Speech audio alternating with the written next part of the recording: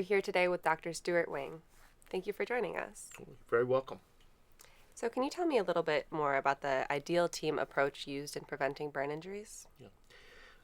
Burn injuries happen in a lot of places out in the community, and so it takes a huge team. It takes a whole village, in fact, to try to prevent these injuries. Particularly when it comes to kids, obviously, when they're younger, a lot of it is dependent on the family, the parents, the grandparents, siblings, caretakers in the home. As they begin to go out in the world a little bit more, it's an opportunity for teachers, other folks to get involved. Teaching is very important, obviously. And then we work very closely as a team of injury prevention specialists with all of those caretakers and also with the professionals, the firefighters who know the types of issues that are sort of happening out in the community, the dangerous situations that kids find themselves in. Law enforcement are very important. And at the same time, government regulators, because, for instance, we try to work through government regulations to make sure that certain types of equipment are made to be a little bit more injury prevention-wise, okay, to make it so that they're less likely to cause injuries. And then after that, we work also with social workers, with teachers, with the entire community, with churches to try to get patients back into their normal situation, and also working with them because these are the folks that have seen the results of injury and therefore are very motivated to help us to prevent injuries. How are burn injuries different than other injuries? A lot of other injuries, I'm a trauma surgeon in addition to being a burn surgeon, so a lot of injuries can be fixed medically or surgically, and with relatively few deficits afterwards. With burn injuries, though, there are a couple things that are quite different. One, it's external, so it's visually very apparent to not only the patient, but to the people around them and that they're interacting with. The burn injuries can also cause a lifetime of sequelae. The scars and the burns themselves can become very contracted, so there's a loss of function. They're not able to use their joints. They're not able to use their hands. They're disfigured, and so that can oftentimes lead to a lot of psychological issues, not only for the kids who are trying to fit in and trying to be like the other kids. So it's very stressful for them. It's also very stressful for their caretakers in that they worry about their parents and grandparents worry about their children that are visually apparent, that are having issues that need to be treated on a chronic basis, ongoing basis. So this is a lot of stress and pain for them, and along with oftentimes a loss of function and even loss of life in severe cases. And so prevention is far, far better than treatment. And it seems like because of the unique difficulties that present with burn injuries, that the community integration of prevention efforts is especially important. Absolutely. Every case, every child that's burned is for my mind, is a preventable tragedy. What we try to do with each one of these situations is to have a better understanding of some of the root causes, and whether they're social causes that led to them being in a economically deprived environment that contributes to things, whether the type of equipment in the home is the out of date, whether batteries were not refreshed in the smoke detector, those kind of things, whether the temperature setting was too high on their water heater. And these are things that while we try to do prevention on an ongoing basis, what's challenging in the pediatric community is people tend to pay attention for the time period that's relevant to them. Okay, and so we do these injury prevention efforts, but if I'm not a parent yet, I'm not really paying attention, and suddenly I have a new baby. I'm busy.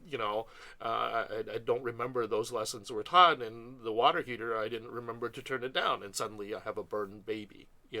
And the child has issues that we need to address medically. So it's a constant ongoing effort, and that we have to constantly refresh. But every burn case, we try to have a better understanding of the contributing causes, and we try to address that together by working with caretakers, by working with prevention. The fire services are wonderful at the education campaigns and visiting homes. We work with government regulators to try to put in place laws or regulations that help to guide safer devices in the home, those kind of things. So it takes a lot of us, and it's a full community, because especially with children, we need to create a safe environment for them, and many of us are part of that environment. Absolutely.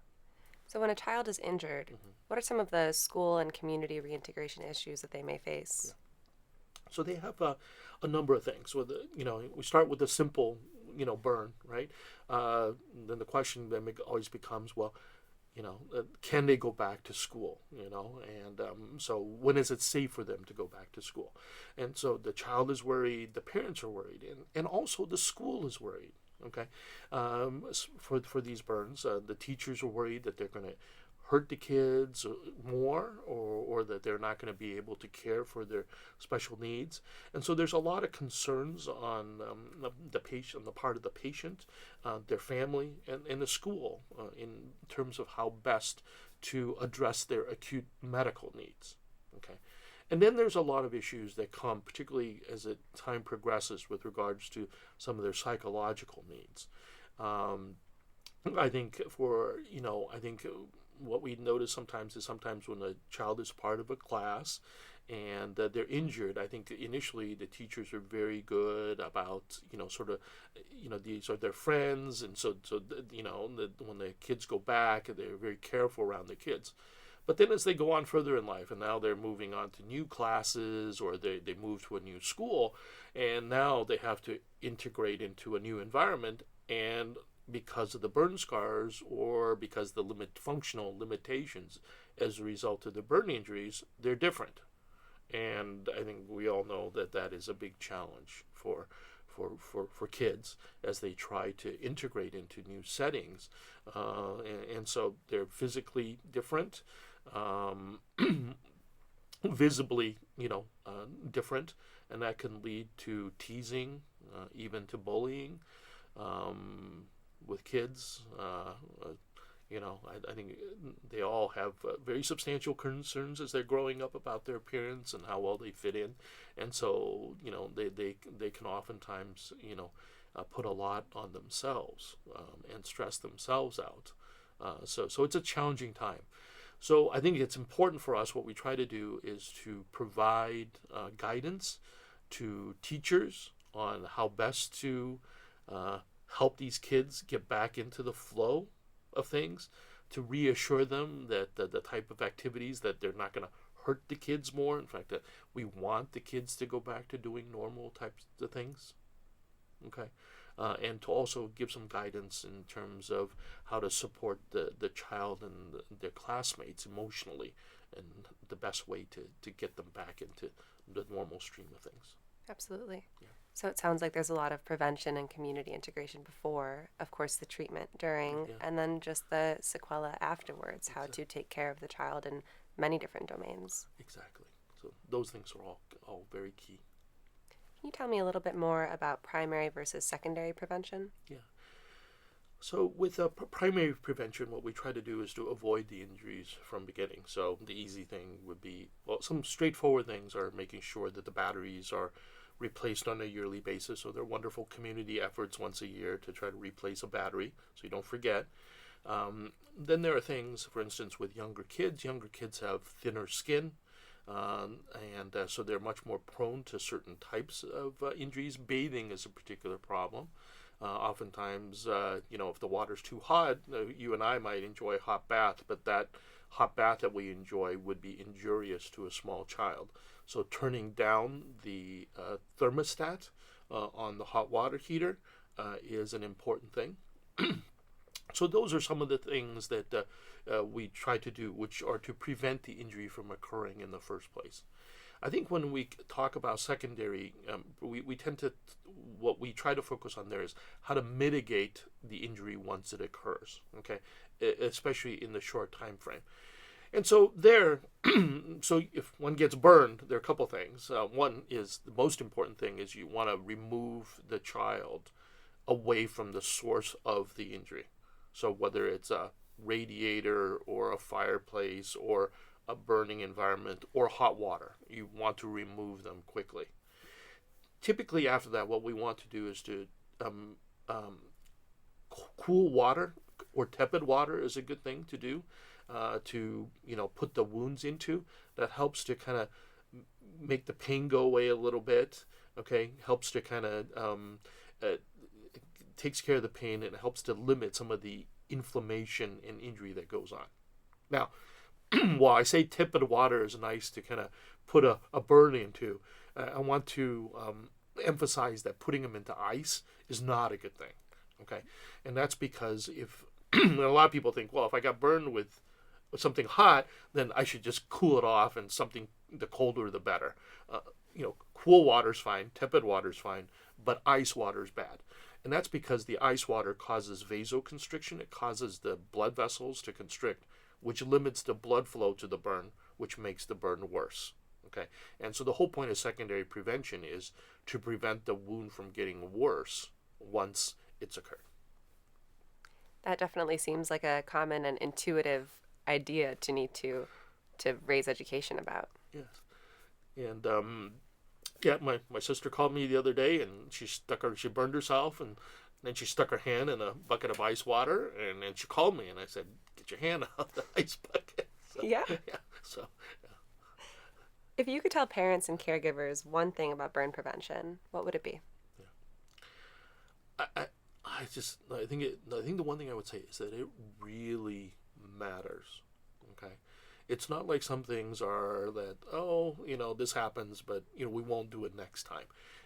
These injuries can cause a lifetime of problems. Okay.